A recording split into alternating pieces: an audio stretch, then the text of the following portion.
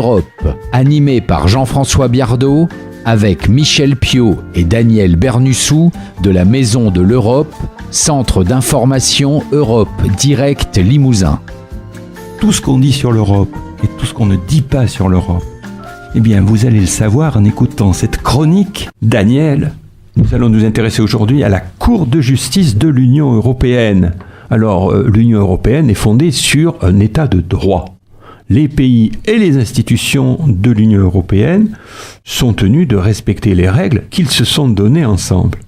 Mais alors, en cas de litige, de mésentente, de non-respect de ces règles, qui tranche ?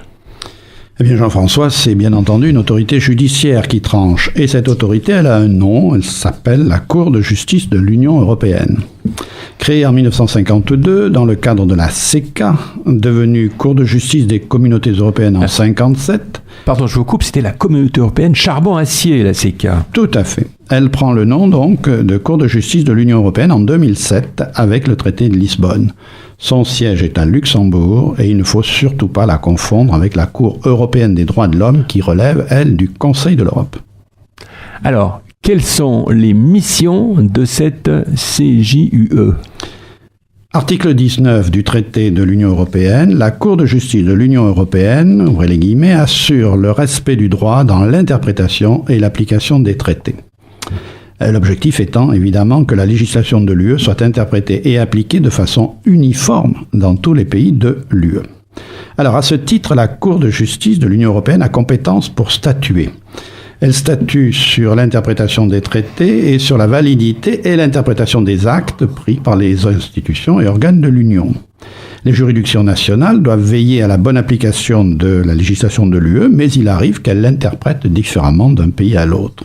Si une juridiction a un doute à propos de l'interprétation ou de la validité d'un acte législatif européen, elle peut demander des éclaircissements à la Cour qui répond par ce que l'on appelle une décision préjudicielle. Alors je vous donne un exemple.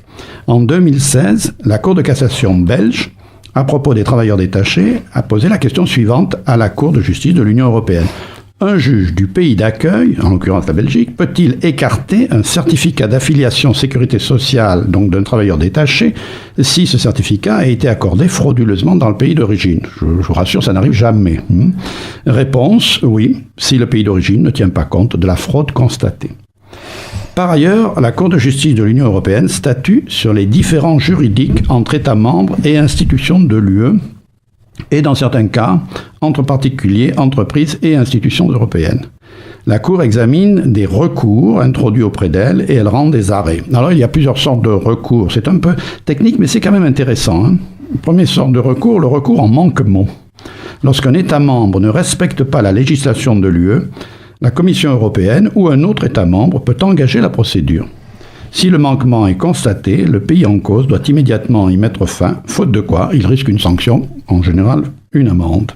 Un exemple, par un arrêt du 13 juin 2013, la Cour de justice de l'Union européenne a constaté le manquement de la France pour ne pas avoir pris les mesures nécessaires permettant de respecter toutes les obligations découlant de la directive nitrate de décembre 1991.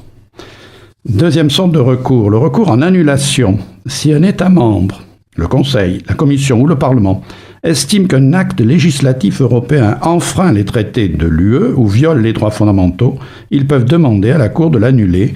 Un particulier peut également demander à la Cour d'annuler un acte s'il s'estime lésé par l'application de cet acte. Un exemple, en avril 2016, 20 grandes villes européennes, dont Paris, ont introduit un recours contre la décision de la Commission d'assouplir les seuils d'émissions polluantes des voitures. Enfin, dernière sorte de recours, les recours en carence. Dans certaines circonstances, le Parlement, le Conseil et la Commission doivent prendre certaines décisions.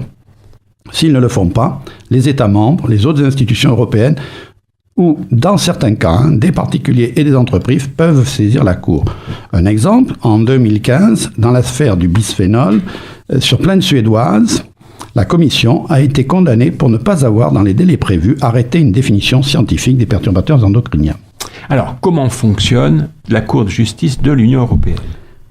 En fait, la Cour de justice de l'Union européenne comprend deux juridictions. La Cour de justice, qui traite les renvois préjudiciels adressés par les juridictions nationales, ainsi que certains recours en annulation, une sorte de haute cour, on pourrait dire, et le tribunal, qui statue sur les recours en annulation introduits par les particuliers, les entreprises et, dans certains cas, les États membres.